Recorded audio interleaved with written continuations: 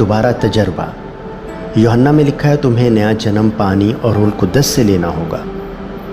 ये बपतिस्मे की बात नहीं हो रही, बपतिस्मे के ऊपर भी हम बात करेंगे कभी, क्योंकि बपतिस्मा एक रस्म है। जन्नत और दोज़ख का तसव्वुर जो बनाया हुआ है कि बपतिस्मा लेना ज़रूरी है, इसका खुदा की बादशाही में दाखिल होने के साथ कोई ताल्लुक़ नहीं है। हमारी रूह में जब हम ईमान लाते हैं तो खुदा फिर से अपनी सांस फूंकता है।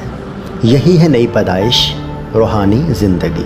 नजात सिर्फ़ इल्म नहीं, ये रूहुल कुद्दस की सांस का एक नया लम्स है जो दिल को जला देती है और इंसान को दोबारा जीता करती है। खुदा की सांस ने जिस्म को हरकत दी और रूहुल कुद्दस ने दिल को ज़िंदा कर दिया।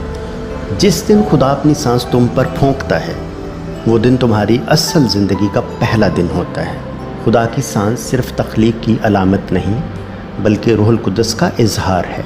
ये सांस तख्लीक में अंबिया, यस्सु और कलीसिया में हमेशा ज़िंदा रही है।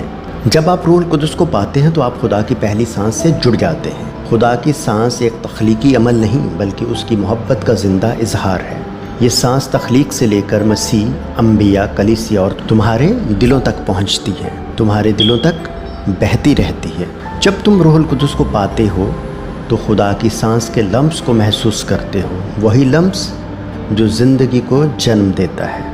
आप अपने आप से बात करें, क्या है खुदा, तेरी पहली सांस ने मुझे ज़िंदगी दी, अब अपने रूह की सांस से मुझे नई रूहानी ज़िंदगी दे। मेरे दिल को अपने नूर से भर दे और मुझे उस ज़िंदगी में ले चल जिसका आगाज़ तूने किया था। ऐ खुदावन, जिस दिन तूने आदम को सांस दी वो पहला दिन था। आज मेरे अंदर वही सांस दोबारा फूंक दे, मेरी तारीकी को रोशनी बना, मेरे दिल को अपनी मौजूदगी से भर दे।